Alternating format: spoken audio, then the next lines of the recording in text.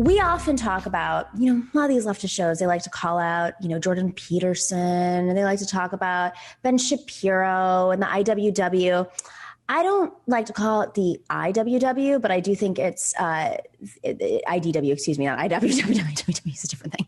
I like the just DW, which is not the intellectual dark web, just the dark web. And I'm talking about Joe Rogan because I know he endorsed Bernie, and I understand the endorsement, and I don't want to go down that rabbit hole, but I don't think that he is good for the movement. He's not independent. He was paid an extraordinary amount of money to get a prime spot on Spotify, which is a publicly traded company. He is the mainstream media, and it's wonderful that he puts on people like Bernie Sanders, but it's not so great when he also puts on Nazis and Alex Jones and a lot of bad people, and maybe he uses Bernie Sanders to bring them into his show, and then maybe a few of them just spill over and you got a Red Brown Alliance. Well, Joe Rogan hyped the possibility of Donald Trump creating the Patriot Party. What happens next? What are you gonna do with all this? You like the fight. You like the conflict. What are you gonna do with all this energy? You got this conflict energy. Let's rechannel that. Let's rechannel that real problems? to actually fight for the people against those who wield the power. Yeah, but that's not fun.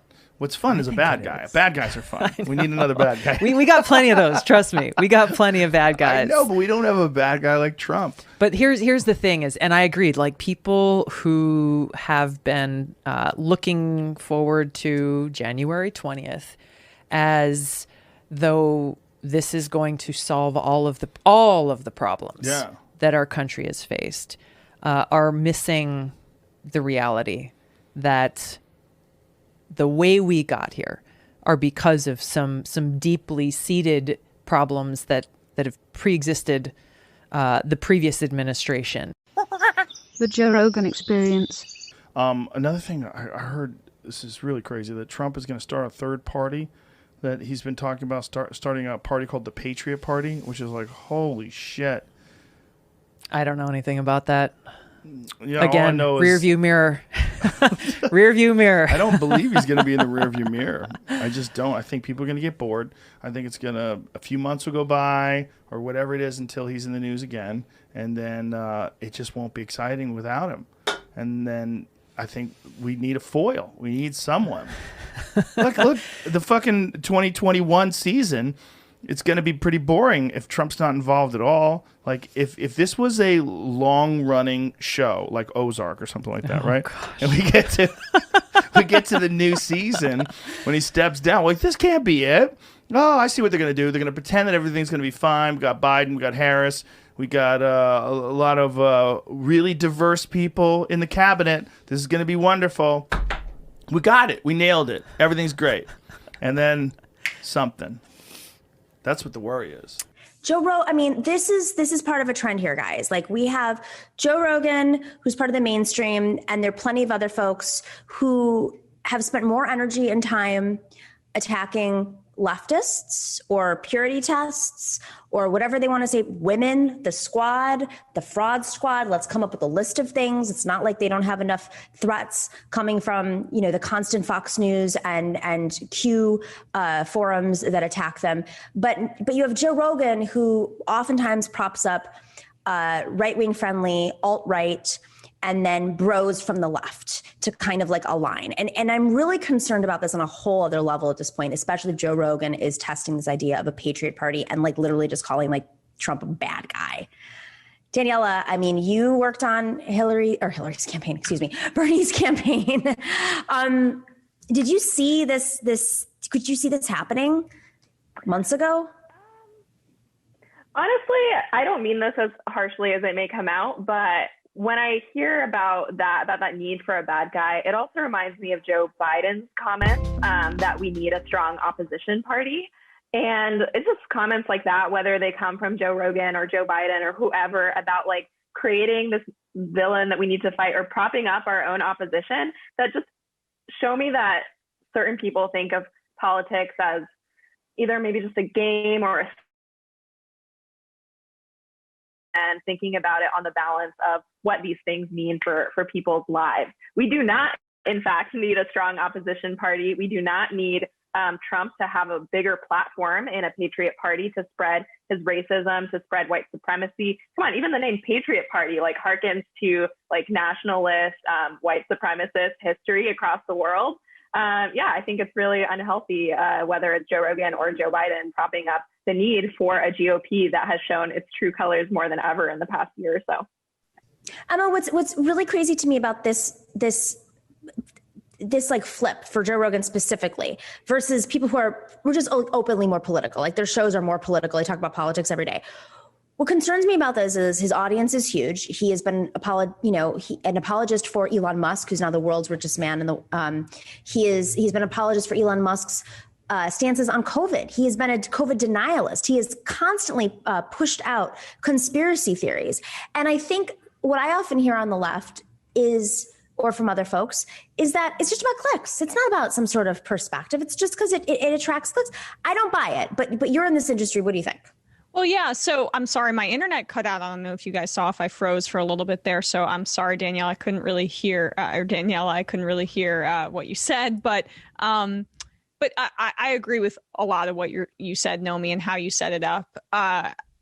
Look, I mean, I'm more forgiving of Rogan in the sense that, like, I was annoyed by the mainstream media's reaction to, like, oh, how dare he host a debate? We are so impartial when, right. Like Rogan is kind of more of a regular Joe in this instance, right? Where his politics are all over the place and they're hard to decipher. But recently they've become a little clearer. And what you're talking about is a personality-based thing.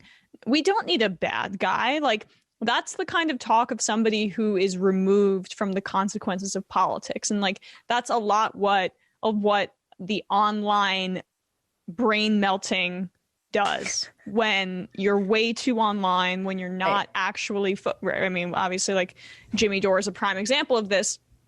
Like, when it's all about interpersonal conflicts, personalities, people like Donald Trump, we need another bad guy. Why? I mean, why are you, if you're actually interested in building power to help people, that would be a completely insane thing to say. Rogan isn't. I mean, I think he is interested in making money. I think he likes having different people on. And in some ways, it can be a real force for good, like that interview with Bernie Sanders that got so many millions and millions of views. But at the same time, he's fine with having really despicable people on and providing them with a platform with zero pushback, because he's basically this amorphous actor that doesn't seem to have an ideology except for enriching himself, which is fine. He's a charismatic guy. But I think it is concerning that, like, if he does trend towards this ideology with him floating this, if it's more than this, like, he has a massive platform that should not be underestimated. And what also just concerns me about this is the timing. He's doing this simultaneously as other hosts on the what they label themselves, but I don't even think they are, given who their audience is made up of, the supposed left populists. And I don't think they're left, because I don't think they stand for workers' rights. I don't think they've openly criticized not just the Squad, but they've criticized ESA. They've criticized every electoral strategy but their own, which is only proven to be not realistic. But simultaneously, they have pushed forward another party. And just today, some of them have said things like, we should team up with the right populists, like the Boogaloos. I'm sorry. I mean, it's just, to me, it's not just about money anymore. I mean, it's great. Yes, they are probably making a lot of money doing this, but it is a vulnerable time when we as progressives finally have the ability to pressure Democrats, because McConnell can't even figure out what he's doing. Can't even unite with the House side right now. There's scripts all over the place. Yeah, I mean, instead of capitalizing on dividing the Republican Party, which is something Sam talks about a lot. Yep. Which is making the Republicans fight amongst themselves. For the first time in forever, they're fighting amongst themselves, right? Like, that is exciting. That is something that should be exploited. That's what politics does. Instead of that, there's a faction of people on the internet who, I make no qualms about. I I no longer have a relationship with Brianna Joy Gray. Gray Joy. I no longer, whatever. Like, that's not going to happen anymore because I just think it's incredibly divisive and hurting the movement for personal attention. Thanks for watching and listening to The Nomiki Show. But remember to click like and subscribe on YouTube, and please share on social media. If you're not already a patron, please join us for as low as $5 a month on patreon.com/The Nomiki Show for early and special content. That investment makes a huge difference. We are not corporate media raking in the dough. It's really you guys that are keeping us going. So please consider being a patron. And to our current patrons, thank you so much. We are incredibly grateful to you. We also now have swag. So check us out on thenomikishow.com to get your mugs, your totes, and your stickers.